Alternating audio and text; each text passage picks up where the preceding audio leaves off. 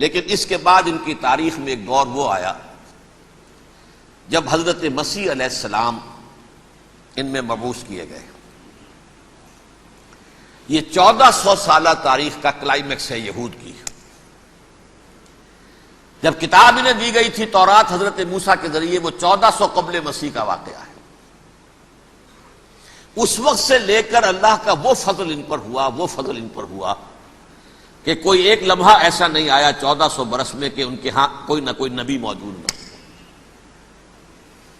یہ تار ٹوٹا ہی نہیں، 2 سے شروع ہوا، موسیٰ ہارون علیہ السلام، اور 1400 برس کے بعد پھر آخری 2 ہیں، عیسیٰ اور یحییٰ علیہ السلام، یوں سمجھ لیجئے۔ اور اس کے درمیان یہ تار ہے، اور اس تار میں کوئی ایک لمحہ ایسا نہیں آیا کہ کوئی نبی موجود ہو۔ اس میں اتار چڑھاؤ بہت سے آئے ہیں، اس کا وہ میرا موضوع نہیں ہے اس وقت۔ قبل مسیح کی تاریخ جو ہے وہ میرا موضوع نہیں ہے۔ قرآن مجید میں سورہ بنی اسرائیل کے پہلے رکوع میں اس کا تذکرہ موجود ہے۔ وَقَضَيْنَا إِلَىٰ بَنِي إِسْرَائِيلَ فِي الْكِتَابِ لَتُفْسِدُنَّ فِي الْأَرْضِ مَرَّتَيْنِ وَلَتَعْلُنَّ عُلُوًّا كَبِيرًا، 2 مرتبہ ان پر عذاب کے کوڑے برسے۔ پہلے اشوریوں کے ذریعے سے جو شامی تھے، سیرینز اشوری کہلاتے ہیں، پھر بابلیوں کے ذریعے سے یعنی عراقیوں کے ذریعے سے، بیبیلونیا نام تھا عراق کا پہلے، ان پر بہت بڑی بڑی تباہیاں آئیں، اللہ تعالیٰ کی طرف سے عذاب آئے۔ اس کے بعد پھر دوسرے دور میں دوسرا اقتدار کا دور آیا، خرمستیاں بڑھ گئیں، تو پہلے گریکس کے ذریعے سے، یونانیوں کے ذریعے سے، اور پھر رومیوں کے ذریعے سے انہیں پسوایا گیا۔ یہ دور گزر چکے تھے ان پر، 2 عروج کے دور اور 2 زوال کے دور۔ میری چھوٹی سی کتاب ہے تنظیم اسلامی کا تاریخی پس منظر، شاید 6-7 روپے کی ہوگی، اس کو آپ دیکھیں گے تو اس میں اس کا پورا نقشہ آپ کو مل جائے گا۔ ویسے تو یہ کہ میری جو ذرا بڑی کتاب ہے سابقہ اور موجودہ مسلمان امتوں کا ماضی، حال اور مستقبل، اس میں میں نے ان معاملات پر بڑی تفصیل سے بحث کی۔ بہرحال یہ جو دور تھا ان کا 1400 سالہ، وہ اونچ نیچ سے ہوتا ہوا جب آیا ہے حضرت مسیح کی بعثت پر، تو ان کی شرارت کی انتہا یہ ہو گئی کہ اللہ تعالیٰ نے مسیح کو رسول بنا کر بھیجا، رسولاً الی بنی اسرائیل۔ حضرت موسیٰ اور حضرت عیسیٰ کے درمیان رسول کوئی نہیں ہے، سب نبی ہیں۔ حضرت موسیٰ رسول تھے اور حضرت عیسیٰ رسول ہیں۔ درمیان میں داؤد ہو، سلیمان ہو، یشعیاء ہو، زکریا ہو، یہ سب نبی ہیں، یحییٰ نبی ہے، رسول نہیں ہے۔ لہذا وہ شہید کر دیے گئے، رسول شہید نہیں ہو سکتا، قتل نہیں ہو سکتا۔ لیکن عیسیٰ اور موسیٰ کے درمیان 1400 برس ان کے جو ہیں، اس کا کلائمیکس ہے حضرت مسیح علیہ السلام کی بعثت، اور حضرت مسیح علیہ السلام کو جسے اللہ نے اپنی روح قرار دیا، روح منہ، کلمتہ القاہا الی مریم، اللہ کا کلمہ، عظیم ترین معجزات۔ انہوں نے کیا کہا؟ یہ ولد الزنا ہے، حرام زادہ ہے، معاذ اللہ، نقل کفر نہ باشد، یہ جادوگر ہے، یہ مرتد ہے، یہ واجب القتل ہے۔ اصل حکومت اس وقت رومیوں کی تھی حکومت، لیکن انہوں نے انہیں آٹونومی دے رکھی تھی، اپنے مذہبی معاملات تم خود طے کر سکتے ہو۔ تو کائفاس جو اس وقت کا ان کا ہیڈ ربائی تھا سب سے بڑا، اس کی عدالت نے فیصلہ کیا مسیح کو سولی چڑھا دیا جائے۔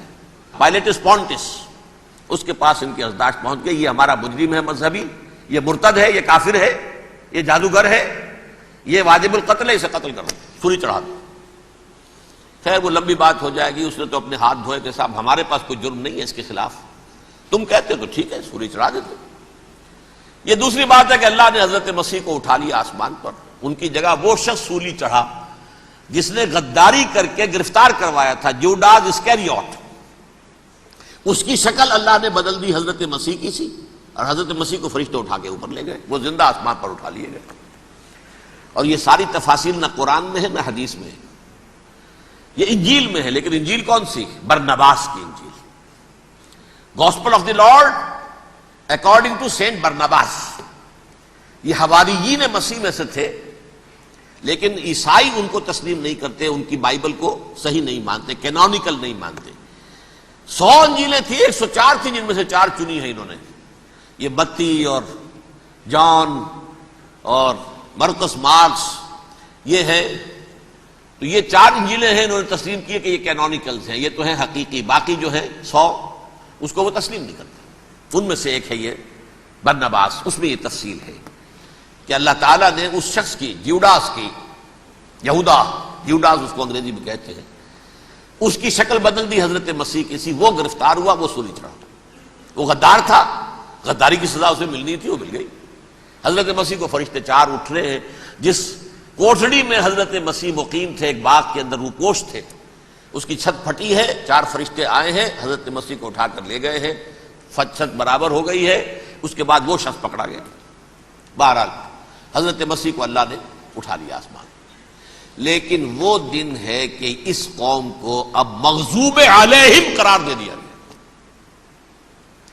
نوٹ کر لیجیے، اصل میں تو ہونا یہ چاہیے تھا کہ رسول کی جان کے در پہ جب کوئی امت ہو جاتی تھی تو اللہ کا قاعدہ یہ تھا کہ اس امت کو نسیہ منسیہ کر دیا جائے۔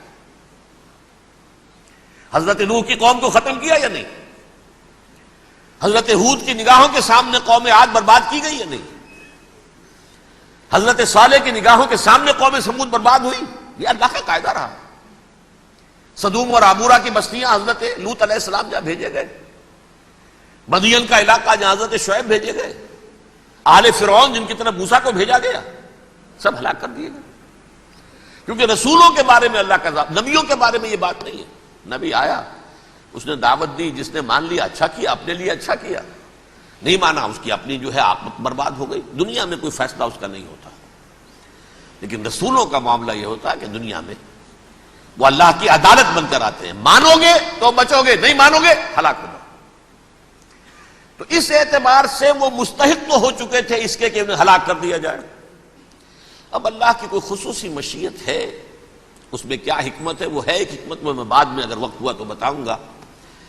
فیصلہ یہ کیا اللہ نے کہ حضرت مسیح کو تو اٹھا لیا زندہ، اور ان کی رسی ابھی مزید دراز کر دی کہ ان کو ابھی مہلت دے دی کہ تمہیں آخری استیصال، جس کو عذاب اکبر کہتا ہے قرآن، سورہ سجدہ جو حضور ہر جمعے کی پہلی رکعت میں فجر میں پڑھتے تھے، وَلَنُذِيقَنَّهُم مِّنَ الْعَذَابِ الْأَدْنَىٰ دُونَ الْعَذَابِ الْأَكْبَرِ لَعَلَّهُمْ يَرْجِعُونَ۔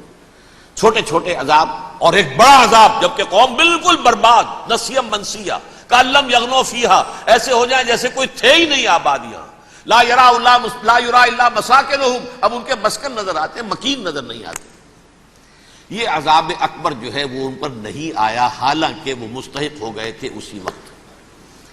اس کو یوں سمجھیے کہ کسی شخص کو پھانسی کا حکم تو ہو جائے، ایگزیکیوشن نہیں ہوئی، ہوتا ہے کئی سال گزر جاتے ہیں پڑے ہوئے، اور معاملات جو ہیں وہ چلتے رہتے ہیں۔ یہ معاملہ ہوا اس کے ساتھ، ورنہ یہ مستحق ہو چکے تھے آخری بربادی تباہی کے، عذاب استیصال، جڑ سے کاٹ دینے والا عذاب، وہ آ سکتا تھا ان پر اسی وقت، لیکن اللہ نے ان کی مہلت دراز کی ہے۔ لیکن اس کے بعد اللہ نے ان کو ایک اور موقع دیا۔ 600 برس بعد حضرت مسیح کے محمد الرسول اللہ صلی اللہ علیہ وسلم کی بعثت ہوئی، اور یہ میں سمجھتا ہوں کہ اس قوم پر اللہ کا اتنا بڑا فضل تھا، اتنا بڑا فضل تھا، اتنا بڑا فضل تھا۔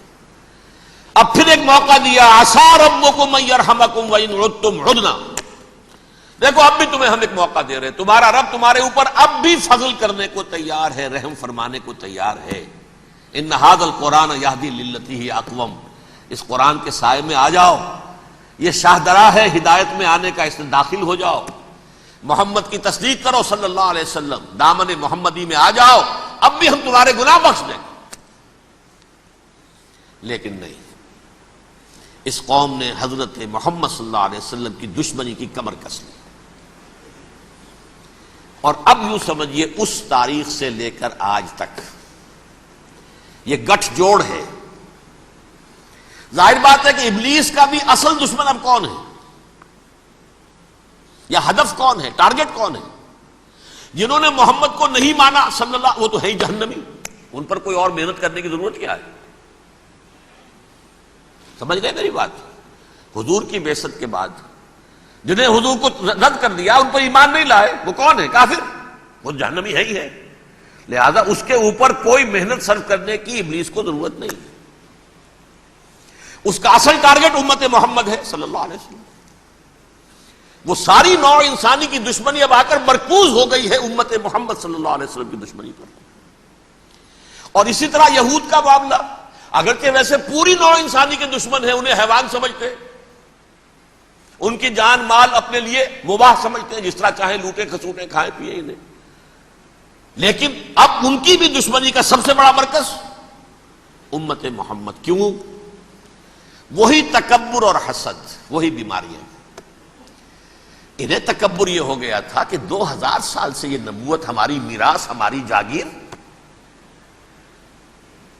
بنو اسرائیل کے اندر سینکڑوں نبی آئے، 3 کتابیں اللہ نے ہمیں عطا کی.